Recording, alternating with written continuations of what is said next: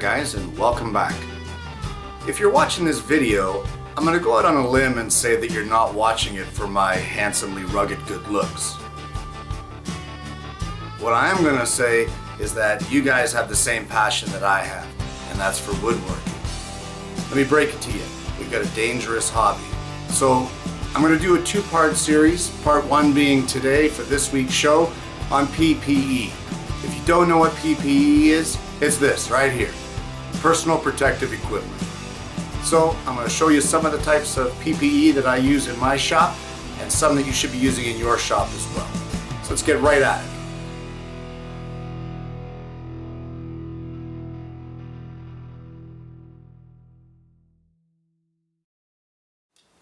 You're able to watch this video today because of your eyes, and without them, you might as well forget it. Your woodworking hobby is done, your sight is done, driving, they're an important part of our lifestyle. But yet, a lot of guys seem to take them for granted when they're drilling, using a table saw, using a lathe, bandsaw, drill press, whatever it may be. Prescription glasses, I've worn them for years. This is not safety glasses. You might think they'll be okay, but if you have glass lenses, it'll shatter and damage your eyes. You can get side shields for some safety glasses or even prescription glasses that are deemed as safety glasses. But in general, your prescription eyewear is not classed to withstand an impact from something that you're drilling. Don't kid yourself into thinking that it's eye protection. Neither are these things. As cool as these may look, this is not eye protection. I don't care if they're UVA, UVB, I don't care if the sunshine shoots out the side arms of these things. It will not protect you from an impact from something flying out of your woodworking machines. What you want is a good pair of safety glasses. This is actually a cheapy pair, but believe it or not, they're very comfortable, and that's the kind of thing you want to look for.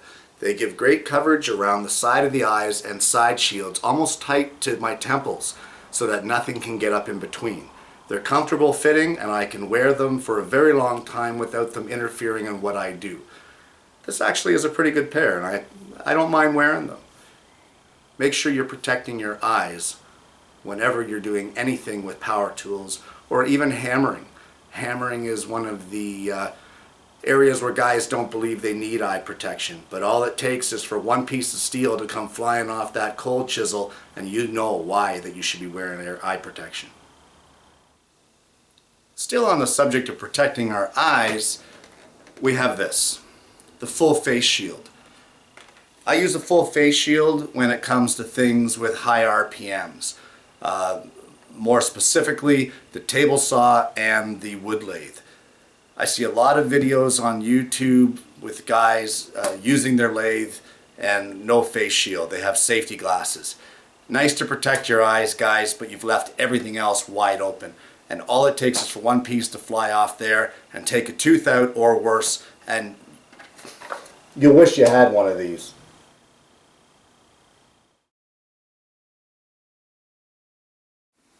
Another aspect of PPE would be hearing protection. There's many different types, and a lot of guys don't want to wear it. They say it's uncomfortable or they just don't like it or what have you. But a lot of the machines can do some serious irreparable damage to our hearing, especially over the long term. I mean, who wants to lose their hearing? You have the earphone type that just plug into your ears, or you can have the disposable foam ones that you can put in your ears. For my money, I prefer a set like this. These are fantastic. They're comfortable to wear. They can be a little hot in the summer months when you're working, but then again, what's your hearing worth? For those of you that might have people come and visit you in your shop, as I do, get a second pair, because you don't want your friends to go deaf either. A lot of us have smartphones, and I'm no exception. So what you may want to do is check the app store of your cell phone and get yourself one of these.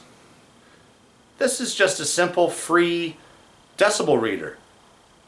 Run it in your shop, and I think you'll be shocked at exactly how loud your router or your jointer is. it can cause some serious damage to your hearing. And maybe then you might decide hearing protection might not be a bad idea.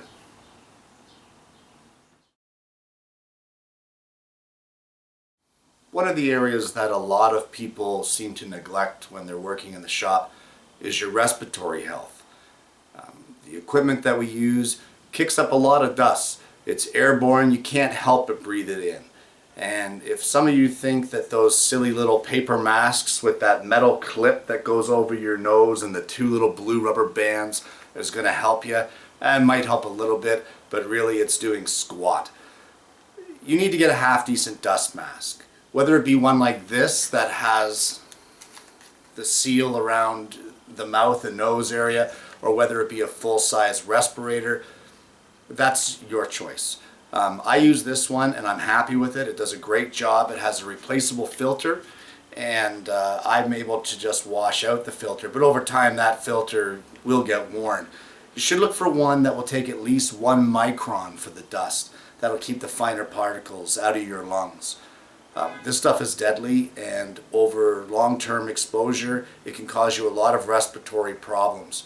So keep your respiration in check and wear a dust mask. Keeping in line with respiratory health, you also want to remember that we use a lot of chemicals while we do woodworking. Varnishes, varathanes, polys, everything to clean our brushes, thinners. It's very toxic stuff. If you're using sprays, that gets in the air, and that as well can go into your lungs.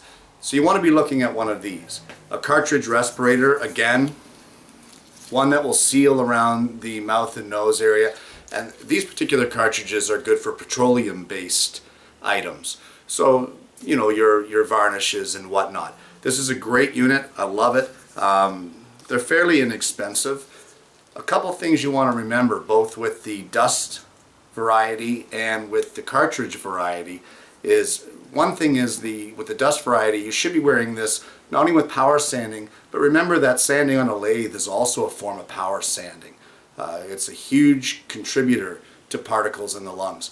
But the big thing with these here, if you have facial hair, forget it. You're not getting a seal, and the dust particles will get in, and so will the fumes from your sprays. So clean shaven, guys, for any kind of respirators.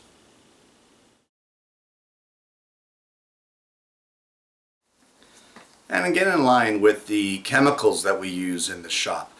One more thing of PPE that you guys may not think of or think of as PPE, the latex glove. I use these in the shop when I'm varathating, not because I'm a slob, but I am. I get the stuff everywhere. But the chemicals that can get into your system through your pores. If you're using varnishes, polys, glues, anything like that, anything that may penetrate your skin and get into your system, you may want to get yourself some of these. They're fairly inexpensive. I think they're about $9 or $10 for 100, and I think that's worth avoiding yourself some serious skin irritations. So, and I mean, if you don't want to use them for that, I mean, you can always blow them up for a balloon.